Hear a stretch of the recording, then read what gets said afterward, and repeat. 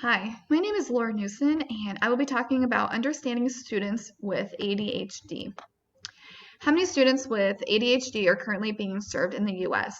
Based on the data from the National Survey of Children's Health, the CDC states that about 9.4%, which is 6.1 million children in the U.S., have been diagnosed with ADHD from the ages as young as 2 up to 17 years old. And some students are not diagnosed up until their later adolescent ages. How has the number of students identified increased in recent years? Research suggests that rates have increased by approximately 30% since the late 1990s, with a steady increase from ages 4 to 17, according to the 2014 CDC report. And what are some of the reasons for this increase? And some of the reasons include just a better understanding of what ADHD is as a mental illness, and then there's just an increase of healthcare access, including the ADHD screenings and referrals. And there's also, it's not just found in boys. Girls are being diagnosed with ADHD, and their numbers have actually doubled in the last 20 years. And then there's the environmental causes, like someone's diet could increase the risk of ADHD, or a family's income. If they are financially struggling, it can just cause stress that higher the risk of ADHD as well. And then what are some of the specific behaviors or characteristics of students with ADHD? There are 3 types of ADHD. There's predominantly inattentive type. These students have difficulty time paying attention to details, make careless mistakes. They have troubles with academic and social activities, and just listening to when they are being spoken to, or keeping track of necessary supplies and avoiding distractions and remembering activities, and just following through with what they are doing.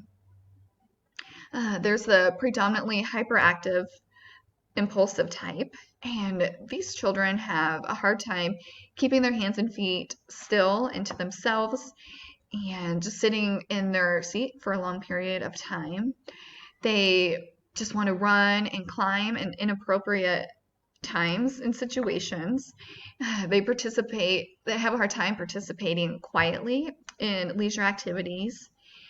They have excessive talking, blurting out answers, or even interrupting others. And then there's the combined type. And these children features characteristics from both inattentive and hyperactive impulse type. And they also demonstrate academic challenges, social challenges, increased prevalence of both internalizing and externalizing behaviors. What are some of the, what ways do these characteristics make it difficult for students to learn and participate in school? These symptoms can cause the student to struggle academically. They have a hard time sitting and being able to take a test without being distracted. So they are not showing their full academic potential. And they have a hard time functioning properly in a classroom or doing their work to regulate positive and negative emotions.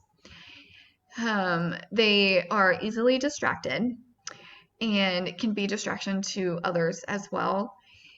And they just have a hard time staying on task, completing their schoolwork. And they tend to have impairments in pragmatic language and can resort to acting out in negative and aggressive manner, which is the externalizing behavior, or they just close themselves off and don't have any friendships or want to go outside of their house, have any hard time emotionally being happy, and then that is internalizing behavior. Do all students with ADHD demonstrate the same characteristics or degree of behavior?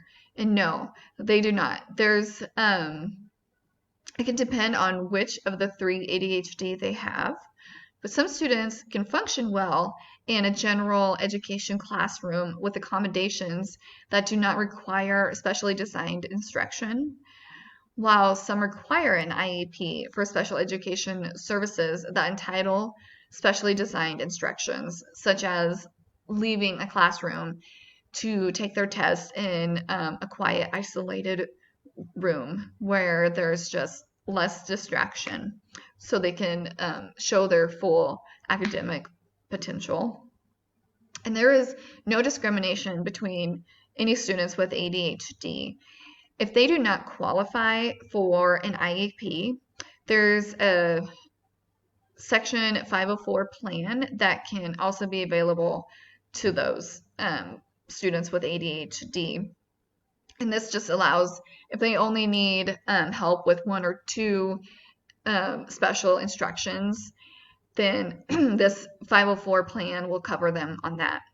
With an IEP, they need to show at least 6 of the characteristics of ADHD to be qualified for an IEP. According to an IDEA 2004, under what category are students with ADHD identified? The IDEA does not list ADHD as a separate category. It is included as a subcategory of other health impairments. Discuss effective class-wide interventions for all students, especially for those that display the characteristics of ADHD.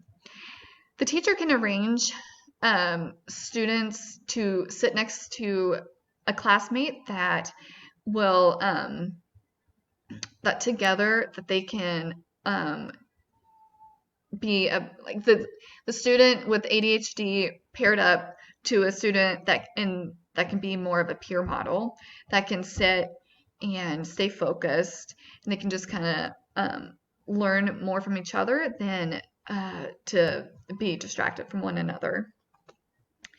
The teacher can plan the day that allows breaks to get up and walk around in between subjects in the classroom, or before leaving to go to any special classes or anything. Just give them a little bit of time just to get up and walk around and stretch. The teacher can provide instructional activities that require movement even while they are in a specific subject, such as role playing, and this will also teach the student with ADHD how to properly act in a classroom, socially, even outside of a classroom. Children with ADHD have a hard time setting goals and being organized, and so the class can set a goal independently or even as a class, and they can have a checklist just so they can physically see what they are accomplishing and what they are working towards, just to help stay on task. And another character is they have a hard time staying organized. So the teacher can have the students use a planner. There can be clearly marked locations for where they store their personal items. They can have color-coded folders for each subject to just reduce confusion. And if they reduce the amount of clutter in a classroom and arrange the furniture just to minimize distraction will help the student with ADHD as well as just the class as a whole to function together properly.